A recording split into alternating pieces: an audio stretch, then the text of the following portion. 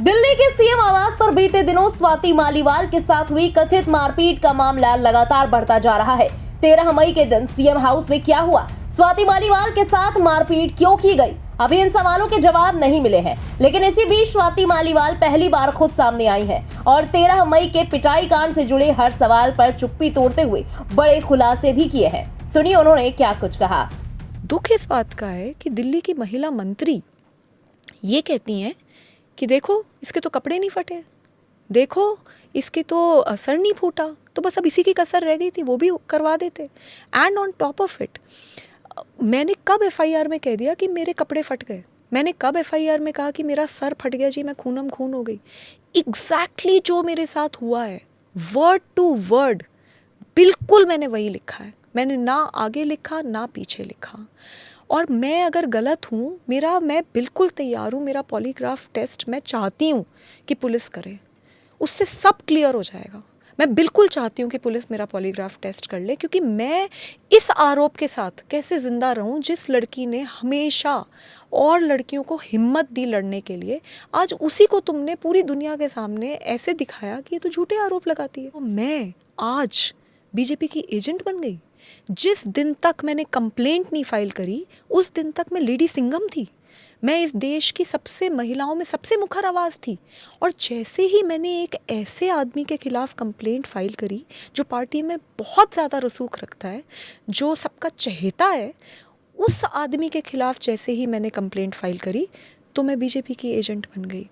ये बोला जा रहा है कि बीजेपी ने मेरे को डराया कि मेरे खिलाफ जो केस है उसमें वो पता नहीं क्या कर देंगे। अगर मैं एक बात चिल्ला चिल्ला के रो रो के गिड़गिड़ा के कह रही हूँ तो उसमें मेरा क्या फ़ायदा होगा?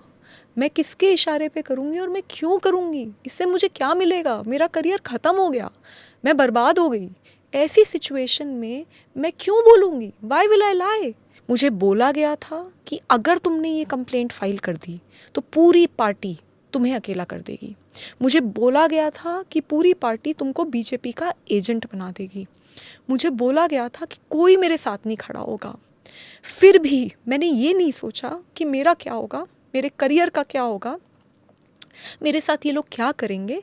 मैंने सिर्फ ये सोचा कि जो चीज़ मैंने सारी महिलाओं को बोली है कि आप हमेशा सच के साथ खड़े हो, आप सच्ची सच्ची कंप्लेंट करो, लेकिन आपके साथ अगर कुछ गलत हुआ है तो आप ज़रूर लड़ो।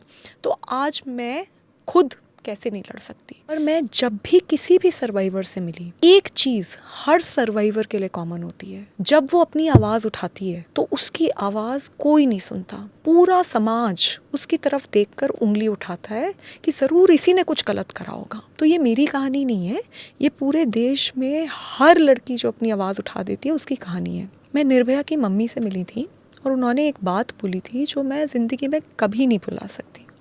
उन्होंने मुझे ये बोला था कि कभी कभी मुझे ऐसा लगता है कि अच्छा हुआ मेरी बेटी अब दुनिया में नहीं है, क्योंकि जो इस देश में न्याय पाने की ज़िल्लत है ना, कम से कम वो तो उसको नहीं देखनी पड़ रही। निर्भया से भी पूछा गया था कि तुम बस में क्यों गई, ऑटो में क्यों नहीं गई, रात में क्यों गई, दिन में क्यों नहीं गई, वो लड़का कौन था। तो इस तरीके की जो विक्टिम शेमिंग है ये हर लड़की के साथ होती है, ये कोई नई बात नहीं है। मैम, ये जो मेरी ट्रोलिंग कराई जा रही है, जो विक्टिम शेमिंग कराई जा रही है, जो रोज़ रोज़ प्रेस कॉन्फ्रेंसेस करी जा रही हैं, वो मेरा कैरेक्टर असैसिनेशन करने के लिए करी जा रही हैं। और वो इसलिए किया जा रहा है जिससे कि मैं दबाव में आऊँ और मैं अपना मैटर ख़त्म करूँ। यही चीज़ 3 दिन तक मुझे डराया गया था कि अगर तुमने बोला ये तो बहुत बड़ी मशीनरी है, तुम्हें झूठा साबित कर देंगे, सब कुछ होगा, गलत वीडियोस आएंगी, सब कुछ बोला गया था। लेकिन मैं तब भी नहीं डरी और मैं आगे भी नहीं डरूंगी। मैंने जो बोला है एक एक शब्द उस एफआईआर में बिल्कुल सच है। और मैं बोल रही हूँ, मेरा पॉलीग्राफ टेस्ट करा दीजिए, मेरा नार्को टेस्ट करा दीजिए, मेरा जो टेस्ट कराना है करवा लीजिए। मैं बिल्कुल सच बोल रही हूँ और मैं क्योंकि सच बोल रही हूँ मैं किसी से नहीं डरूंगी और मैं इतनी सस्ती नहीं हूँ। मेरे साथ जो हुआ वो बहुत गलत हुआ और मैं अंत तक लड़ूंगी। और मुझे पता है इस लड़ाई में मैं अकेली हूँ, मुझे पता है मेरा कोई साथ नहीं देगा। Do you feel that there are others in your party? आप तो लड़ गई, क्या और महिलाएं हैं या और कोई है जो ऐसे डरे हुए हैं, आवाज़ नहीं उठा रहे, but they are ready to speak up if they have freedom from fear? कैसे फ्रीडम फ्रॉम फियर होगा? देखिए ना मेरा क्या हाल किया इन्होंने। एक तो मैं पीटी गई और उसके बाद मुझे पूरी तरीके से मेरा कैरेक्टर असैसिनेट कर दिया गया और मुझे पूरी तरीके से आइसोलेट कर दिया गया। इतनी विक्टिम शेमिंग करी है कि उसकी कोई हद नहीं है। तो कैसे किसी में हिम्मत आएगी? आपने तो मेरे को इस तरीके से करके एक एग्जाम्पल बनाया है कि अगर कोई आवाज़ उठाएगा तो स्वाति जैसा हाल कर दिया जाएगा। वो भी स्वाति का, जिसने 2006 से काम किया, हर समय साथ रही, कभी कुछ गलत नहीं करा, हमेशा सही के लिए खड़ी रही। उस लड़की का आज उस फाइटर को इन्होंने आज विक्टिम बना के छोड़ दिया। तो कैसे कोई आवाज़ उठाएगा? Raghav Chadha is back, did he contact you? क्या उन्होंने बात की आपसे?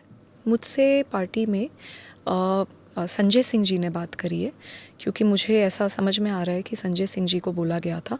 बाकी पार्टी में सबने आपस में एक दूसरे से बात करी है, मेरे क्लोज़ फ्रेंड्स से बहुत लोगों ने बात करी है, लेकिन मेरे से डायरेक्टली सिर्फ संजय सिंह जी ने बात करी है। जब इतना ज़्यादा मुझे वो पीट चुके थे, उसके बाद मैंने किसी तरीके से अपने आप को छुड़ाया। मैंने पुलिस को क्राइम रिपोर्ट करा।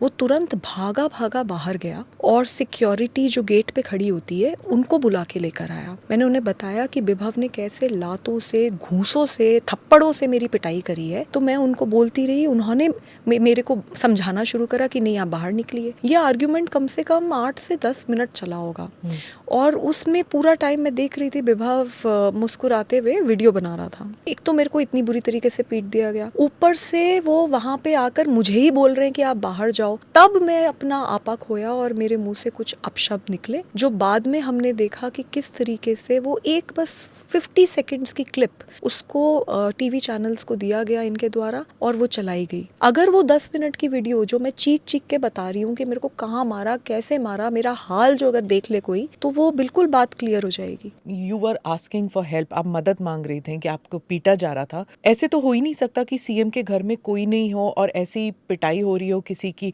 और कोई बाहर ही ना निकले कमरे से। जी वही अजीब बात है और मैं बहुत ज़ोर ज़ोर से चीख रही थी, चिल्ला रही थी। सच तो ये है कि कोई मदद के लिए नहीं आया। पुलिस अब इस बारे में इन्वेस्टिगेट कर रही है कि क्या हुआ, क्यों हुआ और किसके इंस्ट्रक्शंस पे मैं पीटी गई हूँ। मेरे साथ बहुत बुरी तरीके से मार पिटाई हुई है। अब बहुत सारे सवाल उठते हैं। वो जो सवाल हैं कि कैसे पिटी, क्यों पिटी, विभव ने अकेले मारा, क्या किसी के इंस्ट्रक्शंस पे मारा, ये सारी चीज़ें अब मैटर ऑफ इन्वेस्टिगेशन है। दिल्ली पुलिस के साथ मैं पूरी तरीके से कोऑपरेट कर रही हूँ। हाँ मैं ये भी है, लेकिन मैं किसी को क्लीन चिट नहीं दे रही, क्योंकि फैक्ट ये है कि मैं ड्राइंग रूम में थी, अरविंद जी घर पे थे और मुझे बहुत बुरी तरीके से पीटा गया। मैं चीख रही थी, चिल्ला रही थी, पर कोई आया नहीं। कुछ लीक्स आई हैं फ्रॉम सोर्सेज इन आम आदमी पार्टी कि शायद हो सकता है कि आपको कहा गया हो कि राज्यसभा की सीट आपको you have to give it up, क्योंकि किसी एक खास वकील के लिए